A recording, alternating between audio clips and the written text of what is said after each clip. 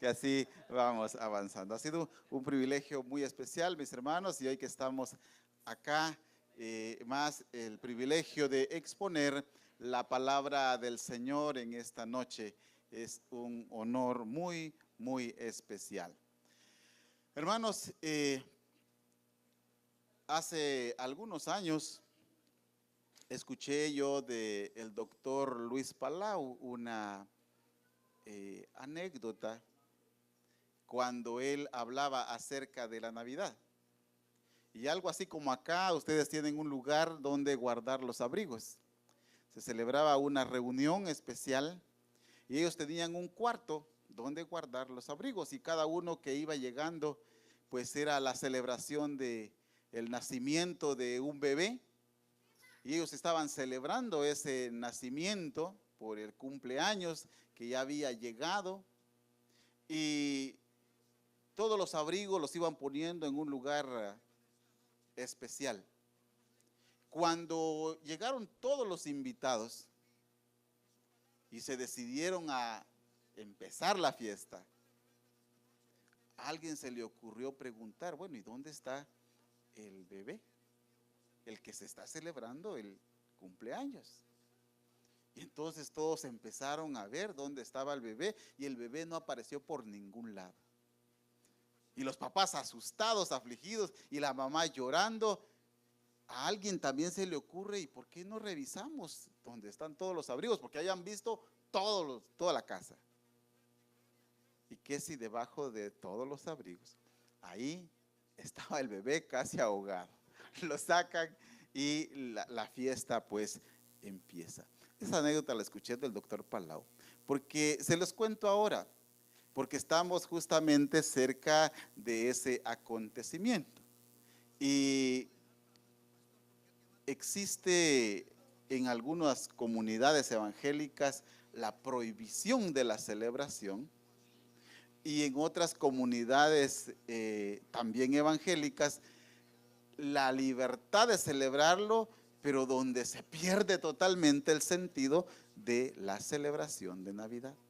Y por eso es que en esta noche yo quisiera que reflexionáramos acerca de este tema muy importante que nosotros conocemos y que muchas de las razones por las que viajamos es porque en esta época pues descansamos y aprovechamos muchas cosas. Pero quisiera que allá me ayudaran con una pequeña presentación que tenemos para ir hablando sobre este tema y me gustaría que pongan atención a este tipo de música, de anuncio y hacer las diferencias oportunamente. Por favor.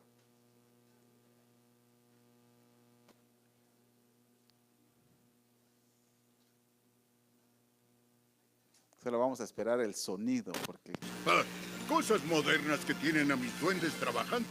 Hola, te cuento cómo es mi vida en estos días. Además de cochecitos, muñecas, me escriben pidiendo videojuegos. Cosas modernas que tienen a mis duendes trabajando sin dormir. Los regalos siempre llegan a tiempo, claro. Pero esta vez yo quería escribirte una carta a ti para pedirte algo. Dice así: querido amigo, necesito tu ayuda para repartir el espíritu navideño. Esto es lo que quiero esta Navidad. Haz un regalo a un desconocido. No tiene que ser material. Puedes invitar a la cena a alguien que sabes que está solo o comprarle a un vendedor ambulante alguna pequeñez que no necesites. Ayudar a alguien sin cambio para el parquímetro. O simplemente compartir lo que tienes. Lo que puedas. Lo que te salga. ¿Tú crees en mí? Yo también creo en ti. si ustedes observan esta publicidad, es alusiva a la Navidad. Pero en ningún lado yo la he visto una y otra vez, y nunca he visto a Jesús presentado. Sustituido por Jesús, el señor gordo, San Nicolás, Santa Claus, los regalos. Se habla del espíritu de Navidad, pero nunca se habla de Jesús. Y si ustedes ven en las tiendas y ven y salen y todo es el espíritu de la Navidad y compartamos, comamos, regalemos. Es lo que se nos ha vendido en todo este tiempo. Miremos lo que sigue. Este es solo para ver aquellos extremos que tenemos. Las iglesias de teología reformada y la iglesia romana, ellos por ahí del siglo IV establecieron una forma de celebrar la Navidad, a lo que ellos le daban por llamar la temporada de Adviento. ¿Y qué es el Adviento? Para algunas comunidades evangélicas el concepto suena desconocido. Para las iglesias de teología reformada, pues les parece normal porque ellos es como su ritual, es su forma de ir tomando el tiempo hasta llegar a la celebración de la Navidad. Este tiene el propósito de confesar la verdad acerca del nacimiento de Cristo. Y especialmente enseñar a los niños y a los jóvenes cómo celebrar esta fecha, cuya celebración se inició a partir del siglo IV. Antes no había celebración de Navidad. Fue Francisco de Asís el que se le ocurre que es una oportunidad de celebrar el nacimiento de Cristo. No lo de Santa, no, sino que el celebrar el nacimiento de Cristo. Y entonces él empieza a crear el nacimiento, y ustedes ven, la iglesia romana es la que trae esa tradición de hacer nacimiento. Yo no, en algunas casas se ve, se preocupan el arbolito y todo lo demás, pero se ha perdido porque él lo que tenía en mente era celebrar el nacimiento de Cristo. Y es Adviento porque de alguna manera lo que eso viene a significar que es esperar con fervor la venida del Redentor. No tenía otro significado, más que lo que acabamos de recapitular en el tiempo de cantos que tuvimos y la manera de alabar al Señor con la música. La Navidad, hermanos, va a tener ese enfoque de siempre esperar que Cristo venga. Y entonces no es antibíblico celebrar la Navidad, porque ya los judíos, los hebreos, celebraban el advenimiento de Cristo. Por eso es que Simeón dice: si yo estoy ahora feliz, ya me puedo morir tranquilo porque he visto al Redentor. O sea, él estaba pendiente. Y si Simeón lo sabía, la gente lo sabía, los hebreos lo sabían. Entonces, cuando pensamos en la Navidad, no es una invención romana, no es una invención de teología reformada, sino que está en el texto bíblico. Y los extremos es: no lo celebramos porque de lo que se habla en Navidad es de Santa Claus, se habla de los regalos, se habla de la comida, pero es porque se ha perdido el verdadero sentido de celebrar la Navidad, de recordar el nacimiento de Cristo. Y ahora es que es un asunto profético, es la fase de la venida de Cristo, o mejor dicho, la venida de Cristo en dos fases.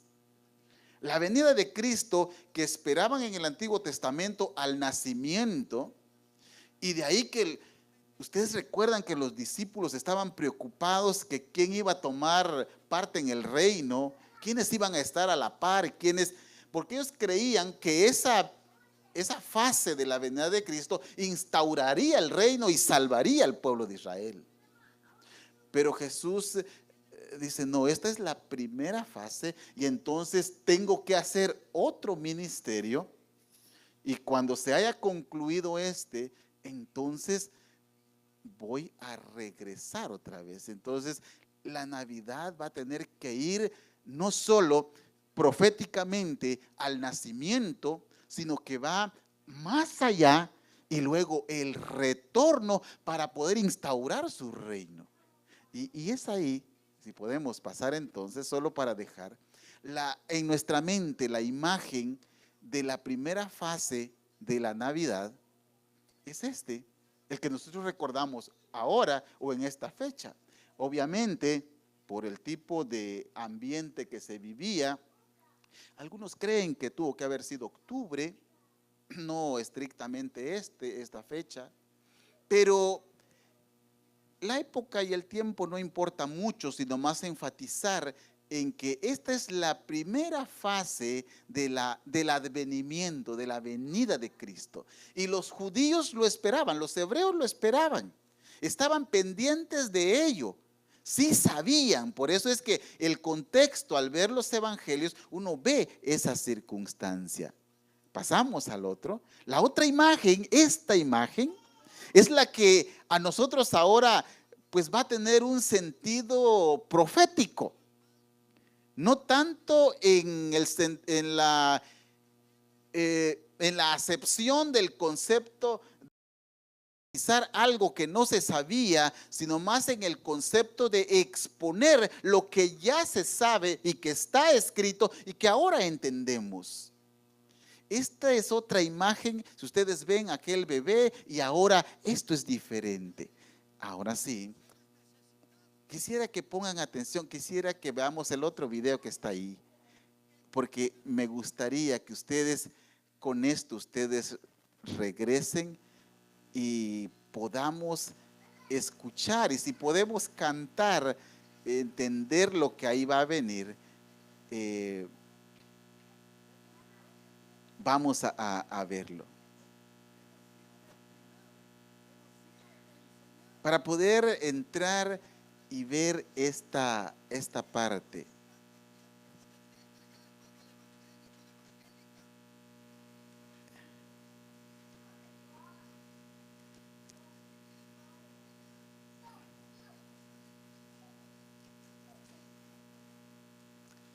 Ahí está, creo que ese va a ser. Gracias, hermano.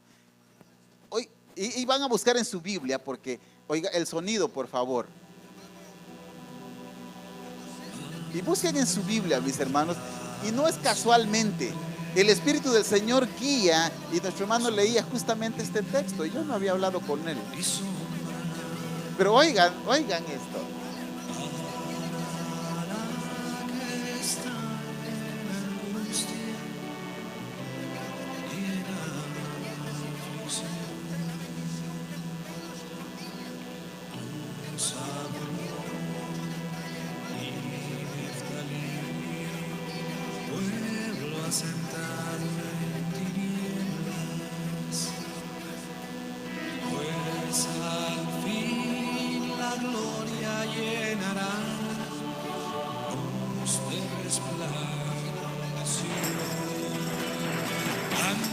Danza, hija de Sión, porque Jehová te liberó.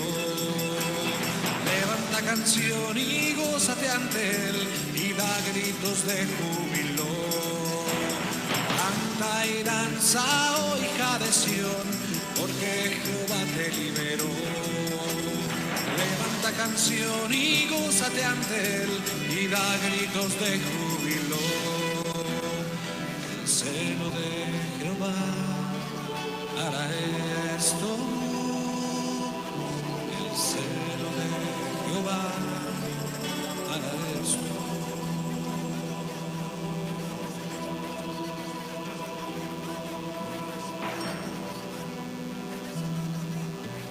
Porque un niño es nacido, hijo nos es dado. Principado sobre su hombro y su nombre será admirable, consejero, Dios fuerte, Padre eterno, príncipe de paz. Jesús es su nombre, lo dilatado de su imperio y la paz no tendrán límites. Sobre el trono de David, sobre su reino, firmará. Canta y danza, oh hija de Sión, porque Jehová te liberó. Levanta canción y gózate ante él y da gritos de júbilo. Canta y danza, oh hija de Sión, porque Jehová te liberó. Levanta canción y gózate ante él y da gritos de júbilo. Celo de Jehová hará esto. El celo de Jehová hará esto.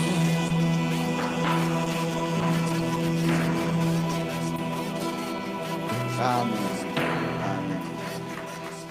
Ahora sí, regresamos a nuestro bosquejo. Cuando pensamos entonces, hermanos, me gustaría que ahora sí abran su Biblia y repasemos el texto, la lectura de esta profecía de Isaías. Isaías capítulo 9, versículo del 1 al 7. Y es un texto corto que vamos a leer y tratar de entender y aplicar a nuestra vida este pasaje. Si ya lo tienen, mis hermanos, yo rogaría que se pongan de pie para reverencia a la lectura y también de conocimiento que ya encontraron el texto para leer. Isaías capítulo 9 dice de la siguiente manera: mas no habrá siempre oscuridad para la que está ahora en angustia, tal como la aflicción que le vino en el tiempo que livianamente tocaron la primera vez la tierra de Zabulón y la tierra de Neftalí. Pues al fin llenará de gloria el camino del mar, de aquel lado del Jordán, en Galilea de los gentiles. El pueblo que andaba en tinieblas vio gran luz. Los que moraban en tierra de sombra de muerte, luz resplandeció sobre ellos. Multiplicaste la gente y aumentaste la alegría. Se alegrarán delante de ti como se alegran en la siega, como se gozan cuando reparten despojos. Porque tú quebraste su pesado yugo y la vara de su hombro y el cetro de su opresor, como en el día de Madián. Porque todo calzado que lleva el guerrero en el tumulto de la batalla y todo manto revolcado en sangre serán quemados, pasto del fuego. Porque un niño nos es nacido, hijo nos es dado, y el principado sobre su hombro, y se llamará su nombre admirable, consejero, fuerte, Dios fuerte, Padre eterno, príncipe de paz. Lo dilatado de su imperio y la paz no tendrá límite sobre el trono de David y sobre su reino, disponiéndolo y confirmándolo en juicio y en justicia desde ahora y para siempre.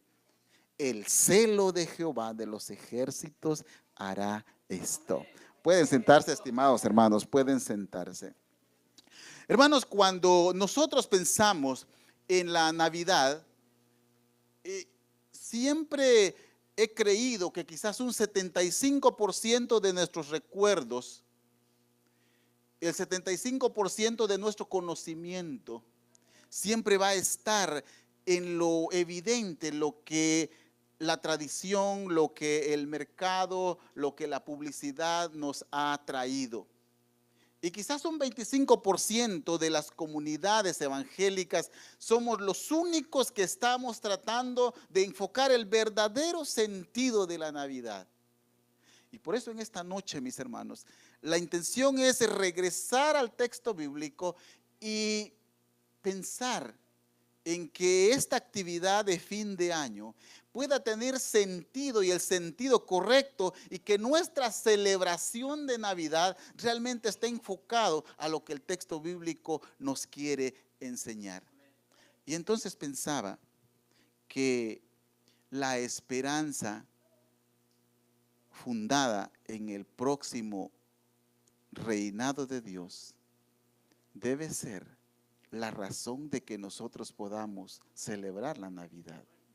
Porque ya para los hebreos, para los judíos, esa esperanza que es de la que va a hablar aquí Isaías, que hay una profecía del nacimiento, pero que pasa también hasta más adelante y hablar del segundo regreso de Cristo. Y cuando contextualizamos esta parte, nos vamos a dar cuenta de que está hablando de esa esperanza de lo que Dios va a hacer con la humanidad. Si ustedes regresan al capítulo 9 y oigan lo que dice: mas no habrá siempre oscuridad para la que está ahora en angustia, tal como la aflicción que le vino en el tiempo que livianamente tocaron la primera vez la tierra de Zabulón y la tierra de Neftalí. Pues al fin llenará de gloria el camino del mar de aquel lado del Jordán, en Galilea de los gentiles.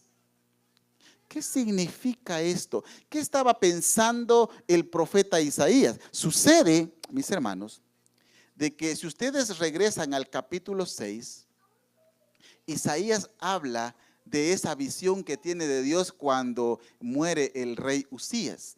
Y luego viene otro rey, y este rey, que es el rey Acaz, el que está justo en la historia del pueblo judío, cuando se escribe el capítulo 9, la historia, este rey Acaz era un rey que se había apartado totalmente del conocimiento de Dios.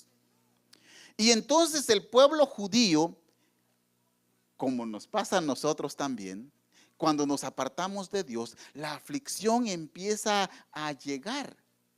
La desesperación empieza a llegar. Y por eso es que cuando nosotros regresamos y nos acercamos a Dios, empezamos a sentir consuelo, porque Dios empieza a obrar en nuestra vida. Y el pueblo de Israel, cuando se escribe el capítulo 9, está bajo ese gobierno de un rey que se ha apartado totalmente de Dios. Y la situación social, la situación política, la situación económica del pueblo de Israel no era la más agradable, era una situación difícil. Y entonces hay aflicción en el pueblo y hay perturbación en el pueblo. Y entonces lo que dice acá, si ustedes ven, mas no habrá siempre oscuridad para la que está ahora en angustia. ¿Quién es la que está en angustia? Según el profeta, la que está en angustia es la ciudad, el pueblo. El pueblo de Israel está afligido.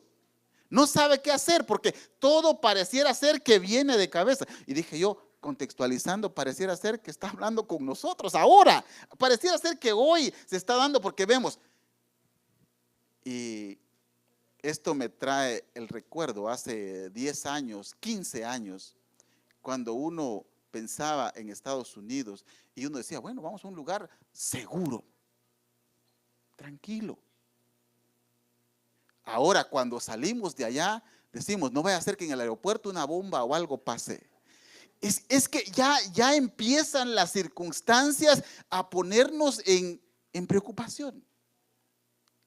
Porque las cosas han cambiado y se han deteriorado. Y esto es solo como una muestra, pero entonces el pueblo empieza a sufrir. Y aquí lo primero que hay para el pueblo judío es un llamado a tener esperanza. Pero ¿esperanza en quién? ¿En el sistema de gobierno? ¿En dónde vivimos? ¿Cuánto ganamos? No. Él está pensando a que se tenga la oportunidad de tener esperanza de que Dios tiene control de las cosas, de que Dios tiene todo bajo control y que hay una historia que hay que recorrer y que nada de lo que está pasando hoy, por más aflicción que estemos sufriendo, no es ajeno Dios a ese problema que nosotros tenemos. Y por eso es que aquí es donde oportunamente, ¿por qué la esperanza en el retorno de Cristo? ¿Por qué celebrar la Navidad? ¿Por qué celebrar la venida de Cristo? Y no solo en la primera fase, sino ahora con mayor razón en su segunda venida, si queremos llamarle así. que no es tal segunda venida, es la segunda fase de la venida de Cristo, porque ahora viene a instaurar su poder. Oportunamente terminará el estado de agitación e incertidumbre, mis hermanos. Esto no va a ser para siempre. Dios no ha olvidado a su pueblo. Y el pastor decía, es que antes no éramos pueblo, pero gracias a Cristo ahora estamos injertados y ahora somos pueblo. Y ahora somos hijos de Dios. Y cuando pensamos en que somos pueblo e hijos de Dios, entonces está allá el Rey de Reyes, Señor de Señores, controlando la historia de su pueblo. Y entonces, hermanos, cuando pensamos en toda la aflicción que tuvimos, que tenemos y que vayamos a tener, hermanos, eso va a terminar. Oportunamente terminará ese estado de incertidumbre. ¿Qué va a pasar mañana? ¿Qué va a pasar con mi estadía? ¿Qué va a pasar con lo que tengo? ¿Qué va a pasar? Hermanos, esa aflicción terminará porque Cristo vendrá y controlará la circunstancia. Ahora, pensar en eso, la aflicción, mis hermanos, la aflicción es una circunstancia temporal. Es temporal. No es permanente.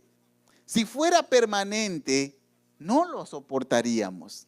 Pero Dios oportunamente vendrá y lo hará. Dice, mas no habrá siempre oscuridad para la que está ahora en angustia. ¿De dónde sacamos esta manera de explicar el texto? Y es que cuando se habla de oscuridad, es una analogía a la noche y el día. Yo no sé si ustedes alguna vez han tenido la amarga experiencia de que normalmente en la noche es que se vienen situaciones difíciles y uno espera que amanezca para ver el sol, y cuando la luz aparece pareciera ser que nosotros tenemos más confianza. Algo no sé por qué los seres humanos somos así, pero cuando todo está oscuro nos sentimos afligidos y eso es normal. Y cuando viene la luz de la aurora y entonces decimos, va a ser diferente. Y cuando alumbra el sol es un excelente día. Y eso es lo que está diciendo aquí, cuando está diciendo que no siempre habrá oscuridad para los que están ahora en angustia. La analogía es, la noche va a pasar, la oscuridad va a pasar, la luz va a llegar. Y cuando se habla de la luz, está pensando en el día, porque ese día las cosas vamos a verla con mayor claridad. Si ustedes se recuerdan en su experiencia personal y ven que cuando todo está oscuro, apenas sí miramos 1 metro, 2 metros a nuestro alrededor si no tenemos luz. Pero cuando tenemos y se enciende la luz, alcanzamos a ver mucho más allá. Esta analogía es lo que usa el profeta Isaías para decirle al pueblo de Israel: tengan la esperanza en que cuando Cristo venga, cuando Él instaure su reino, cuando Él controle la historia, todo lo que ustedes hoy ven en obscuridad va a ser transformado. Y entonces la aflicción, mis hermanos, es una circunstancia temporal. La estabilidad llegará cuando Dios tome el control. Y esa es nuestra esperanza. Hasta hoy Dios ha estado controlando la historia, pero no ha intervenido de manera directa. Ha dejado que los seres humanos hagamos la historia. Y por eso la responsabilidad nuestra como comunidad evangélica, de nuestra conducta. Recuerden ustedes a Jesús. Dice Jesús: en el reino de los hombres allá afuera, lo normal es que el mayor se enseñoree de la gente. Pero en mi reino, dice Cristo, va a ser diferente. Aquí el mayor. Entonces hay una filosofía de vida totalmente diferente. Hay una política, hay una estrategia totalmente diferente. Porque cuando Cristo controle las cosas,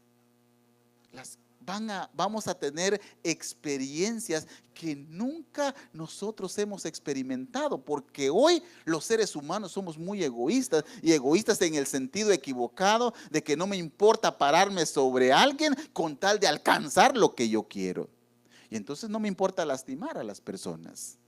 Pero la esperanza, mis hermanos, si usted alguna vez dijo, es que me están causando daño y no sé por qué me lo están haciendo si yo soy buena persona.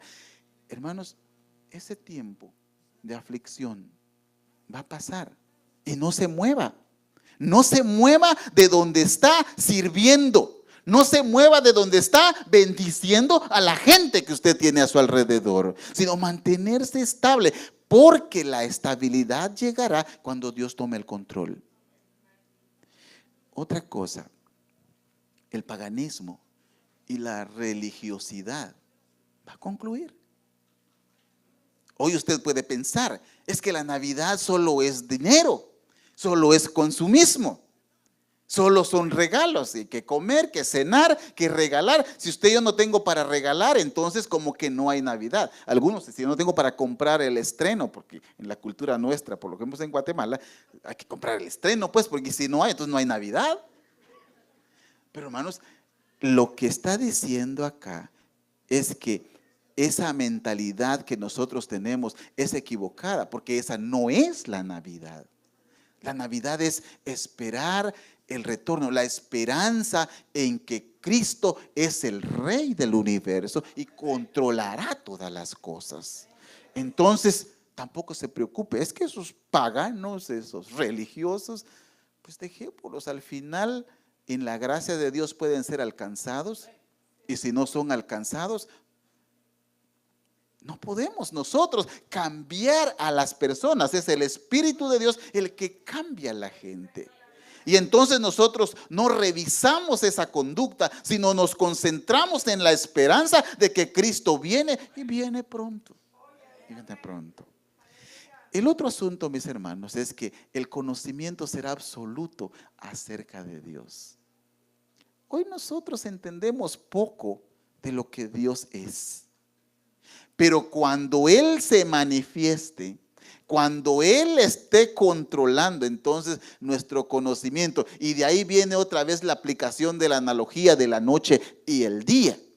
En la noche no vemos mucho, en el día vemos más. Cuando Cristo aparezca, entonces vamos a entender todo aquello que Él ha preparado para nosotros. ¿Y qué dice Juan 8:12? ¿Alguien quiere leerlo? Siempre me gusta que usted participe. ¿Qué dice Jesús cuando está enseñando a sus discípulos especialmente, pero a toda la gente que está oyendo? ¿Qué es lo que dice?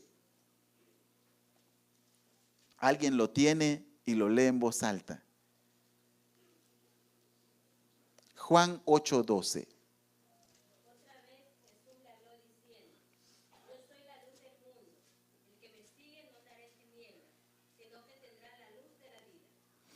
Amén.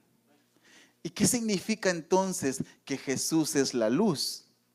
Es que cuando Él viene al mundo, es el mensaje directo, es el mensaje con mayor claridad de que lo que se había profetizado, de que Dios enviaría al Redentor, estaba ahí encarnado. Y que todo aquel que empieza a conocer a Cristo, empieza a tener esa esperanza, porque la luz tiene que ver con el conocimiento, y ese conocimiento absoluto acerca de Dios. Y el conocimiento es que lo que a nosotros nos da la certeza, nos da la tranquilidad para poder actuar. Ejemplo simple. Nosotros cuando venimos aquí a Estados Unidos, como no conocemos ahora la bendición de la tecnología, entonces nosotros decimos el GPS, dicen ustedes, el GPS. Pues ese GPS a nosotros nos sirve si queremos ir, vamos a donde queremos, no necesitamos más. Solo un vehículo que nos presten y vamos a donde queremos. Pues entrar al conocimiento de Dios es como como tener el GPS para dirigir nuestra vida. Y entonces decimos, no, si yo voy allá y tengo la esperanza de que todo va a salir bien, de que todo va a cambiar, porque estoy seguro que el conocimiento acerca de Dios, y adoro y alabo a Dios por lo que Él es, y entonces vivo confiado. Y entonces se aplica lo que Pedro dice. Él, cuando está tratando de motivar a la iglesia, él dice: echen toda su ansiedad. Bueno, él lo dice literal, trato de recitar: echando toda vuestra ansiedad sobre él, porque él tiene cuidado de vosotros. Y pero ¿cómo lo hacemos? Es que yo no sé cómo hacerlo. Es porque no conocemos a Cristo. Cuando llegamos a conocer a Cristo y entendemos lo que Él es capaz de hacer, entonces nosotros confiamos en Él. Y entonces es aplicable esa parte. Pasamos, por favor. Ya acá, en este versículo, dice: el pueblo que andaba en tinieblas vio gran luz. Los que moraban en tierra de sombra de muerte, luz resplandeció sobre ellos. Multiplicaste la gente y aumentaste la alegría. Se alegrarán delante de ti como se alegran en la siega, como se goza cuando reparten despojos. Es que el conocimiento que se ha tenido de Dios transforma la vida de las personas, porque Él actúa. Y luego dice: porque tú quebraste su pesado yugo y la vara de su hombro y el cetro de su opresor, como el día de Madián. Para nosotros tal vez esto es muy de mucha comprensión el asunto del yugo, pero para algunas personas sí. Y es que es aquello que llevan los bueyes y que lo usan para controlarlo, para poder arar la tierra. Entonces todo ese peso va a ser quitado y vamos a estar en libertad cuando eso suceda completamente. Y no solo es de la liberación del pecado interno, sino es eso de estar completamente libres. Y luego dice: porque todo calzado que lleva el guerrero en el tumulto de la batalla y todo manto revolcado en sangre serán quemados, pastos del fuego. Toda esta circunstancia será transformada. Y entonces sí, viene este pasaje y en el versículo 3 empieza con esto: multiplicaste la gente y aumentaste la alegría. Estuve pensando y analizando el texto. ¿Qué estaba diciendo el profeta con esto? Si ustedes leen: multiplicaste la gente y aumentaste la alegría. Los expertos en el estudio del texto bíblico, ellos lo explican de que la profecía de la primera venida de Cristo, o mejor dicho, la primera fase de la venida de Cristo con su nacimiento, no es todo el capítulo 9, sino que toma la primera fase y la segunda fase, y en el capítulo 3 inserta lo que el pastor decía: aquellos que no eran hebreos y que ahora son pueblo también de Dios, y que los judíos y los hebreos nunca lo vieron de esa manera, y el profeta mismo ni siquiera entendió, porque él no sabía de la existencia nuestra. Para él era casi que imposible que los gentiles llegaran, y por eso es que él dice: multiplicaste la gente. Y ahí estábamos nosotros, mis hermanos, ahí estaba la iglesia, nosotros que no éramos pueblo y que ahora somos pueblo, porque la sangre de Cristo nos llevaría a estar ahí.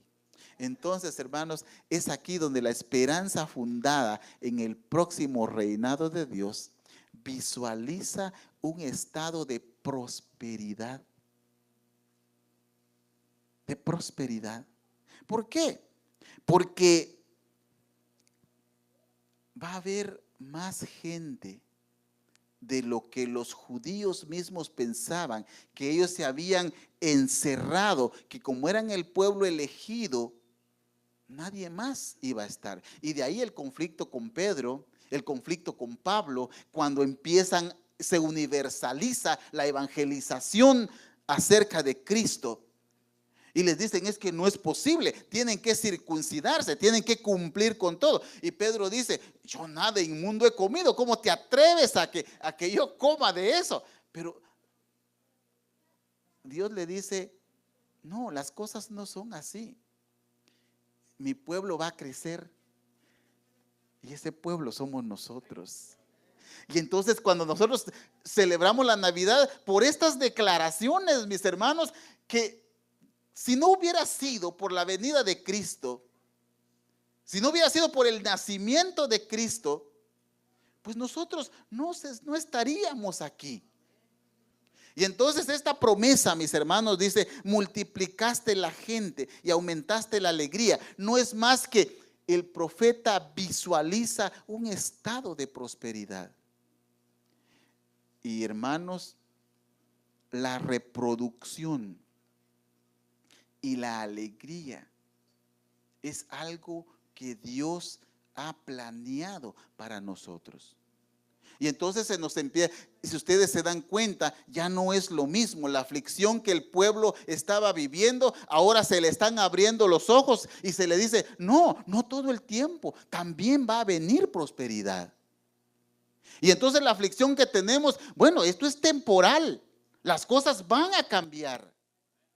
Y entonces podremos ver de otra forma las cosas. El día va a llegar, el conocimiento va a llegar y Cristo va a venir y alabamos porque Él viene. Amén. Y pensar en eso, mis hermanos, eso es celebrar la Navidad, eso es celebrar la venida de Cristo, el adviento, el advenimiento de Cristo. El regreso ahora en su segunda fase y donde seremos tomados y estamos ahí. O seremos resucitados y estaremos con Él y reinaremos con Él y alabaremos su nombre. Cuando lo vemos de esa manera, mis hermanos, la esperanza está fundada en el regreso de Cristo.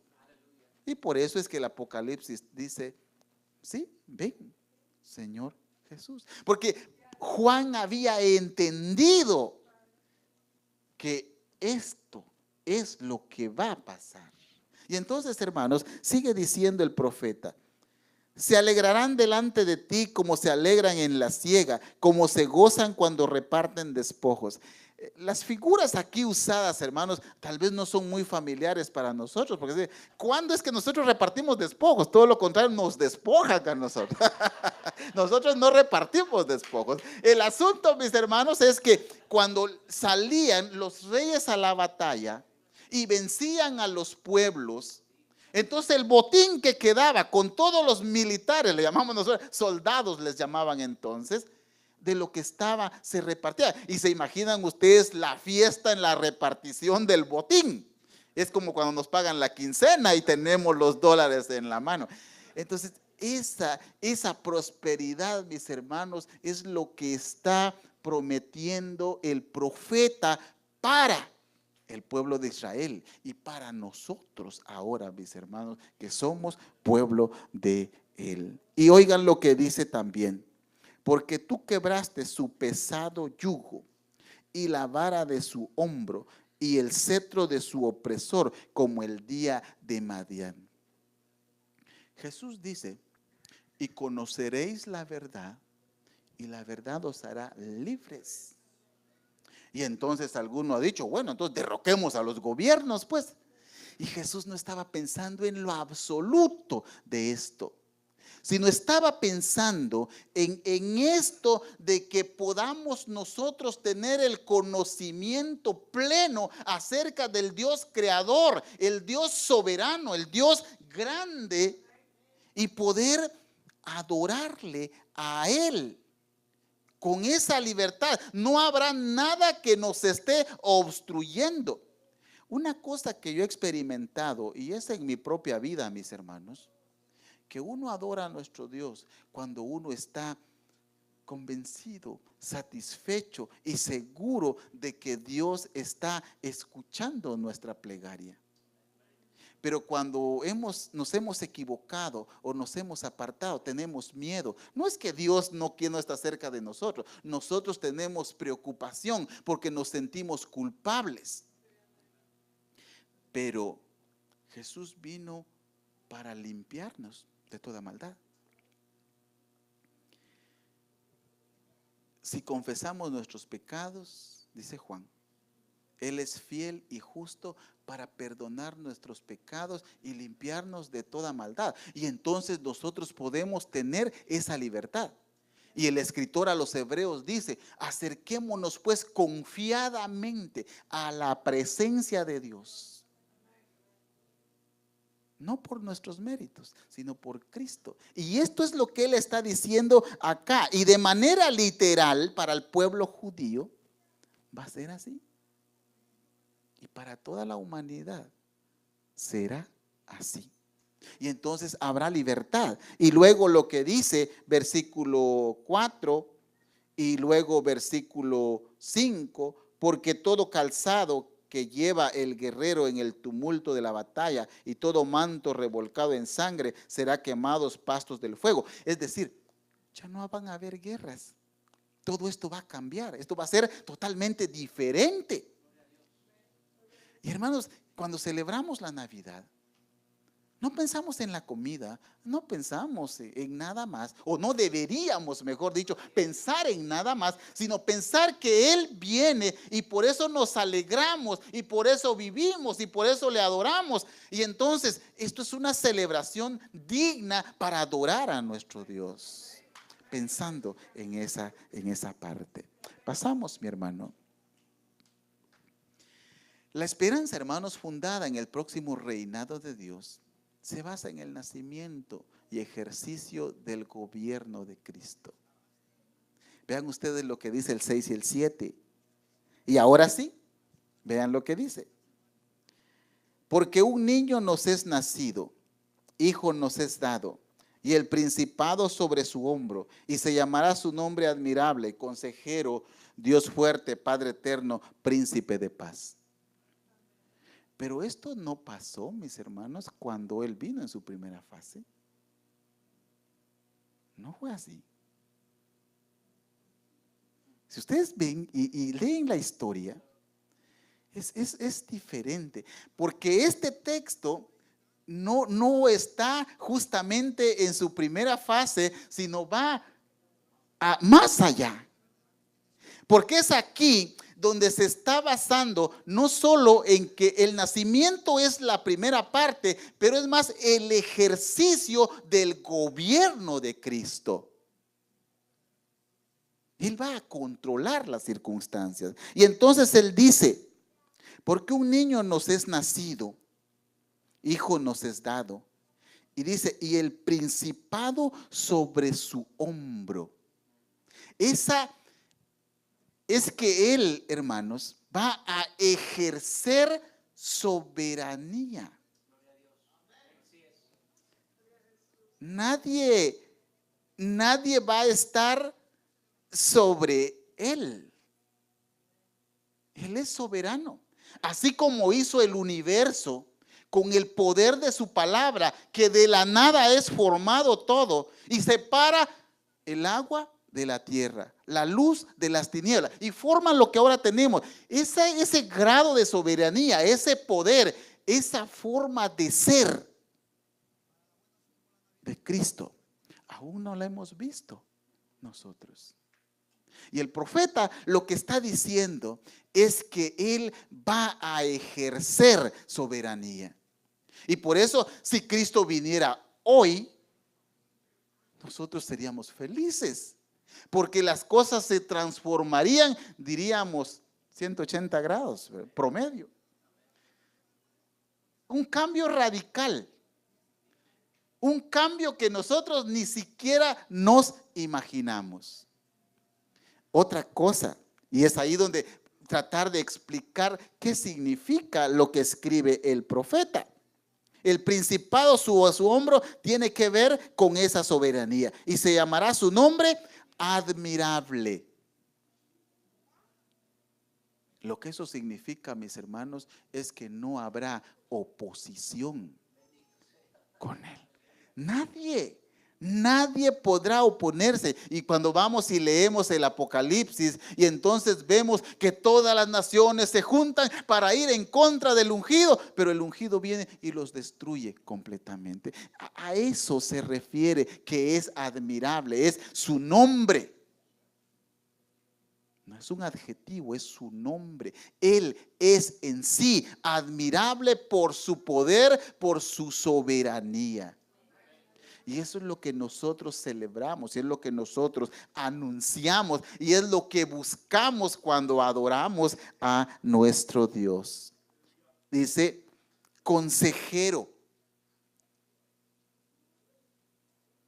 Estaba pensando cuando analizaba el texto y pensaba si alguna vez Jesús a sus discípulos los juntó. No sé si el pastor lo hace acá, pero en las comunidades nuestras sí se junta el pastor y los ancianos y preguntamos, ¿será que le echamos a andar? ¿Será que lo hacemos de esta forma? O llamamos a toda la comunidad y decimos, hermanos, ¿qué piensan? Obviamente somos humanos y por eso lo hacemos. Pero no sé si usted ha revisado la historia de Jesús con sus discípulos y él preguntó alguna vez, Pedro, ¿será que yo puedo andar sobre el agua? ¿Qué decís? ¿Qué decís si yo camino sobre el agua? ¿Qué decís si yo levanto a este paralítico? ¿Qué pensás de eso?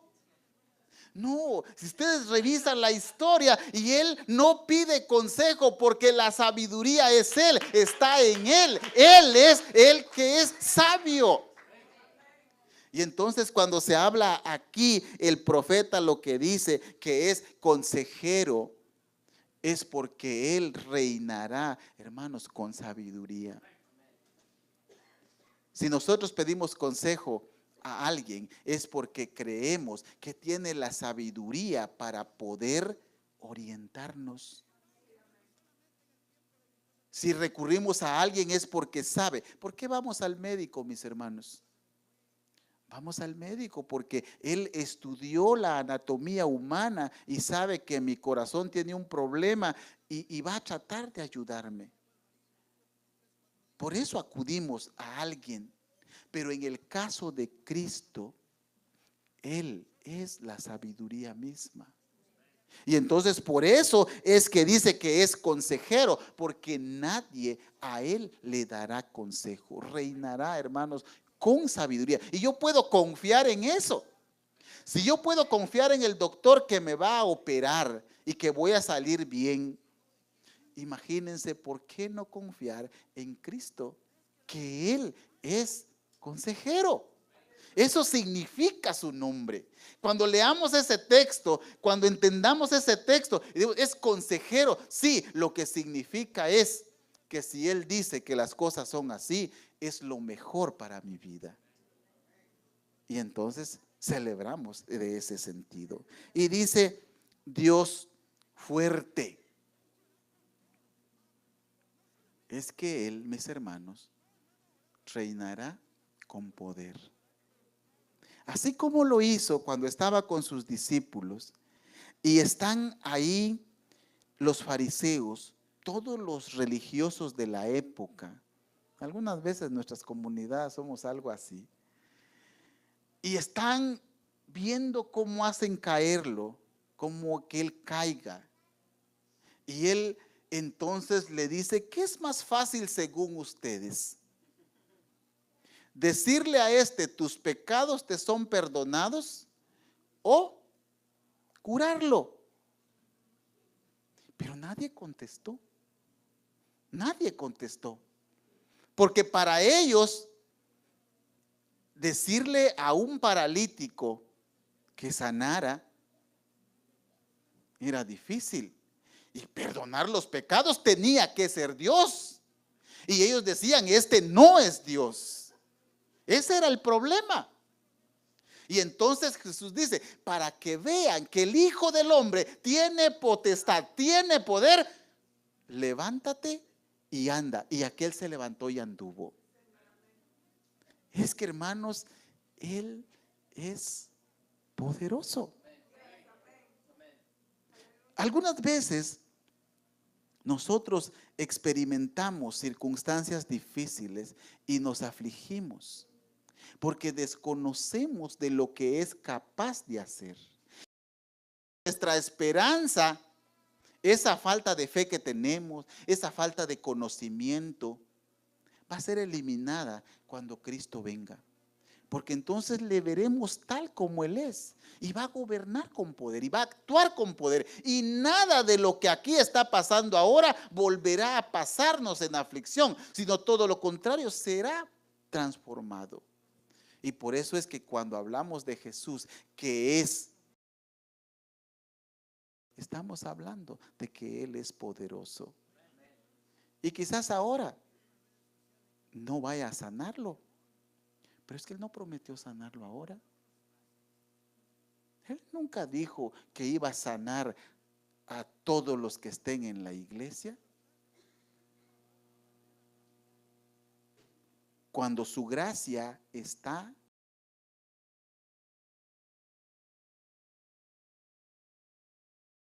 admirable y es consejero y sabe lo mejor para nosotros. Y entonces cuando eso pasa, Él puede levantar de la nada a alguien, sanarlo, recuperarlo para gloria de su nombre y para cumplir un propósito especial. Porque Él es poderoso. Y entonces acá lo que dice el profeta, que es Dios fuerte, Él lo hará. Y cuando Él instaure su reino, las cosas serán diferentes. Es Padre eterno. Nosotros siempre tenemos el problema de que aprendimos a medir el tiempo. Sí, somos los humanos los que inventamos los relojes, ¿no? Y sabemos que son las 8, las 9, las 10. Pero Dios no se maneja de esa manera.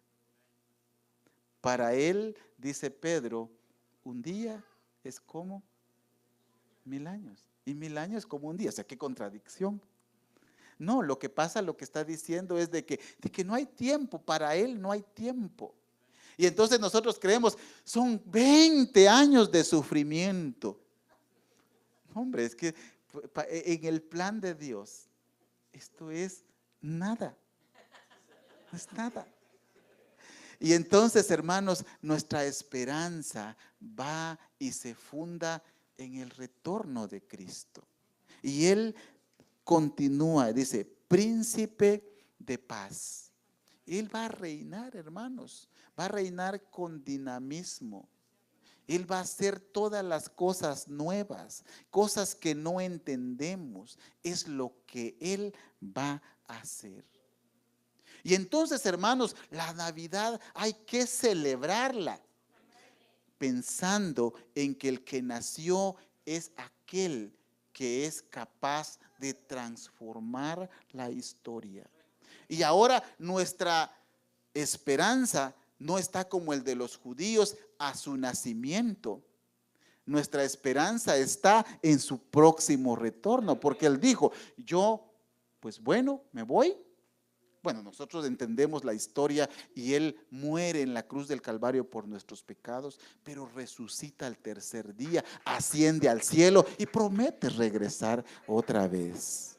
Entonces, hermanos, en conclusión, quisiera dejar esta parte.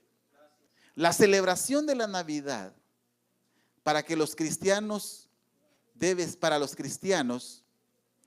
ser trascendente. Es decir, más allá de las costumbres, más allá del comercio, más allá de la religiosidad. Debe conmemorar la primera fase ejecutada del plan de Dios para la humanidad. Hermanos, ya hizo una parte. Y si hizo una parte, va a ser una segunda parte. Si se cumplió lo primero, se va a cumplir lo segundo, mis hermanos. En consecuencia, hermanos, el nacimiento de Cristo debe fortalecer nuestra fe. Debemos mantenernos fieles ahí, en medio de cualquier circunstancia difícil o aflicción, sabiendo que oportunamente, como dice Malaquías, nacerá el sol de justicia. Hermanos, que este tiempo pueda ser de bendición para nosotros. Comamos y bebamos, es excelente, hermanos, es bueno, hagámoslo, regalemos, es bueno. Pero por sobre todas las cosas, que esa celebración que hacemos de esta manera pueda llevarnos a tener la esperanza, la fe en que Él regresa otra vez. Y cuando Él regrese, hermanos, ahí estaremos por Él, por su gracia. Que el Señor nos bendiga. Amén.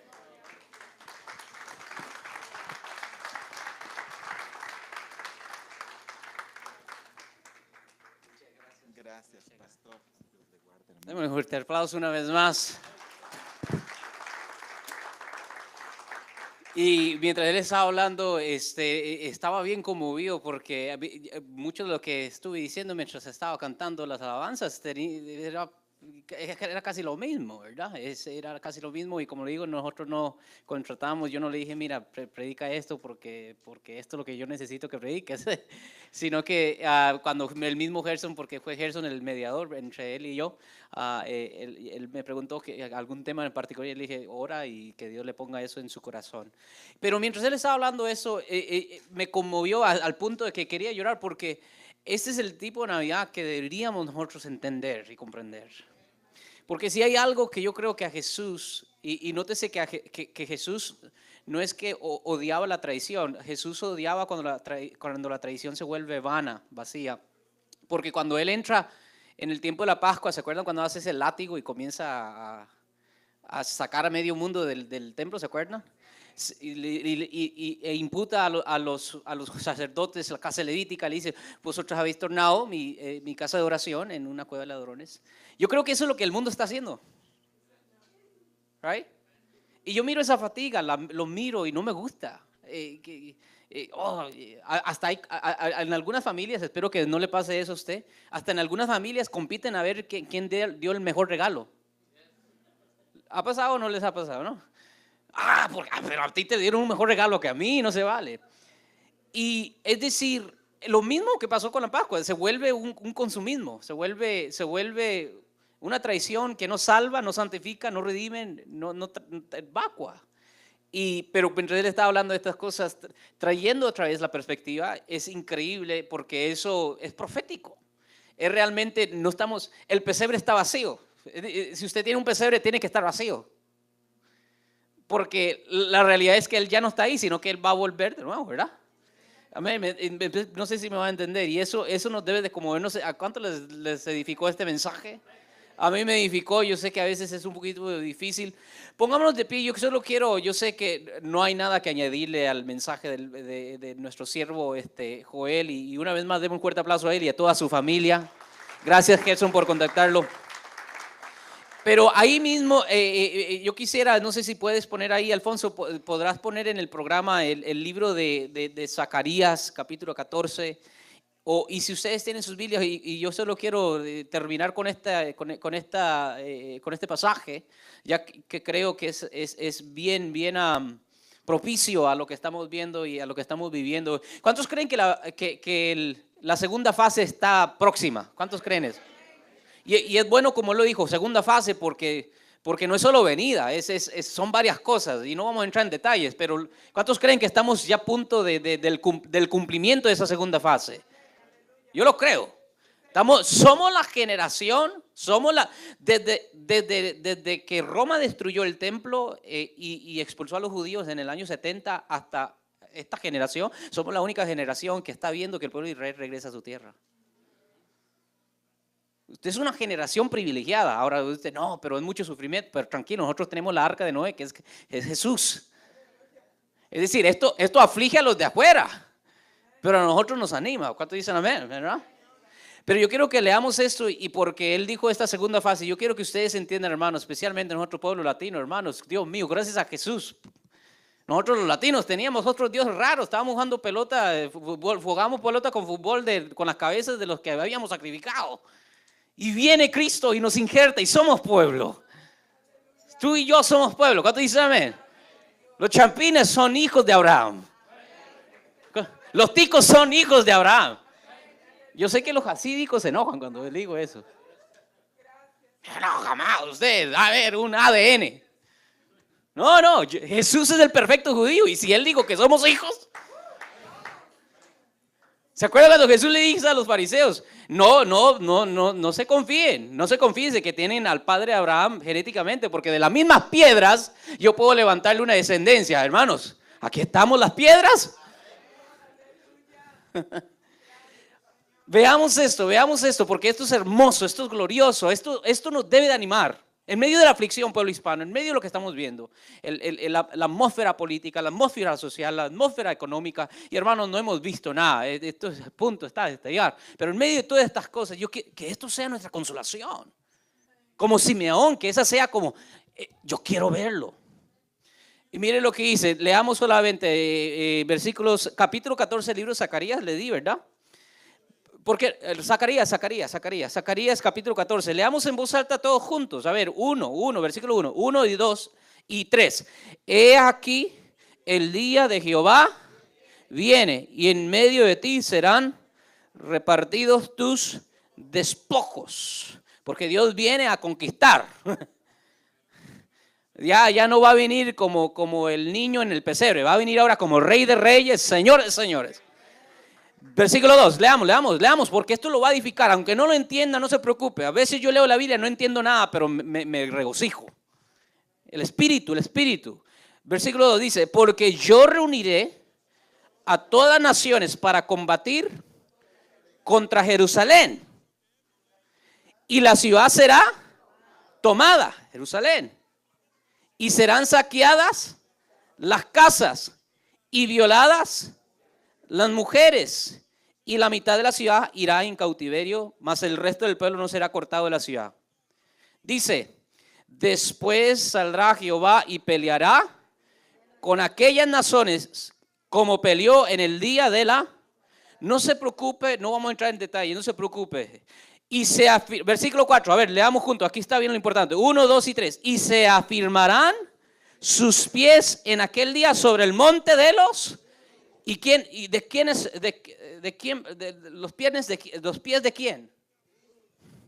Que está enfrente de Jerusalén al oriente. Y el monte de los olivos se partirá por el medio hacia el oriente y hacia el occidente, haciendo un valle muy grande. Y la mitad del monte se apartará hacia el norte y la otra mitad hacia el sur. Y huiréis al valle de los montes, porque el valle de los montes llegará hasta Asal. Huiréis de la manera que huisteis por causa del terremoto en los días de Usías, el rey de Judá. Y vendrá Jehová mi Dios, y con él, ¿qué? Ahí estamos tú y yo. Regresaremos con él, ¿quién? Todos sus santos. Ahora bríquese al capítulo 12, rápido, una página atrás. Está hablando de Israel que rechazó al Mesías, ¿verdad? Que se va a aparecer.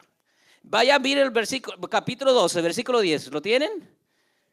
Y derramaré sobre la casa de David y sobre los moradores de Jerusalén espíritu de gracia y de oración. Es decir, el pueblo que ha sido duro de servicio, históricamente hablando, va a ser sensibilizado. Y mirarán a mí. ¿A quién qué? ¿A quién qué? Traspasaron, y llorarán como se llora. ¿Por qué? ¿Y quién es el hijo unigénito? Afligiéndose por él como quien se aflige por el primogénito. ¿Cuántos están viendo lo que les estoy enseñando? Estamos ahí, hermanos. Estamos allí. Entonces, iglesia, animados, anímense, que estas fiestas, en vez de volvernos más materialistas, más vanos, más ávaros, más carnales, que más bien estas fiestas nos hagan reflexionar cómo estamos viviendo, cómo estamos caminando, dónde están nuestras prioridades. Nuestra prioridad está en casa, en lo que estamos haciendo aquí, que eso no es malo, yo no estoy diciendo que eso es malo, pero esa no debe ser nuestra prioridad. La prioridad es para que cuando venga Él estemos listos, estemos preparados. ¿Cuánto dicen amén, Señor? Oramos para ser despedidos. Padre Celestial, te doy gracias por mi siervo, es tu siervo y mi amigo y mi hermano, oh Señor, mi consiervo Joel, su esposa Olga, oh Señor, su familia, oh Señor. Ciertamente, oh Dios, fue propicio, fue un momento oportuno, fue un mensaje, oh Señor, para el momento. Fue algo que tú mismo, Señor, lo haces de manera sabia, porque solo tú haces las cosas sabiamente. Y te doy gracias, Dios, porque este mensaje yo sé que ha llegado al corazón de esta iglesia de Adonai, ha llegado a nuestra mente y nos ha dado una nueva perspectiva, una perspectiva más fiel, más pura, más hermosa, más lo que debemos de estar reconociendo, conmemorando, recordando y celebrando. No solo que tú viniste, no solo que tú naciste de María, pero que también, oh Señor, tú regresarás, oh Señor. Te damos la gloria, oh Señor, y te pido, oh Señor, que nos hagas reflexionar. Como sea que van a celebrar mis hermanos este tiempo, algunos quizás con todos los diferentes ritos, otros quizás no van a hacer nada. Como sea que lo vayan a celebrar, que todos pensemos en las cosas que hemos escuchado hoy. Que pensemos y meditemos en esos pasajes bíblicos. Y pensemos, oh Dios, cuál es ese significado para mí y para mi casa. Yo bendigo esta iglesia, oh Señor, en el nombre tuyo, en el nombre de Jesús. Y te doy gracias por ella, Padre Celestial. Te alabamos, oh Señor, te damos gracias. Y como hizo, amén, te alabamos. Amén y amén. Que Dios les bendiga. Pasen una feliz noche. Allá hay cafecito, si no me... Un hijo dará salud. Bríndale saludos cordiales. Aquí tenemos visitas, vayan y salúdenlos a nuestro siervo aquí, Juan.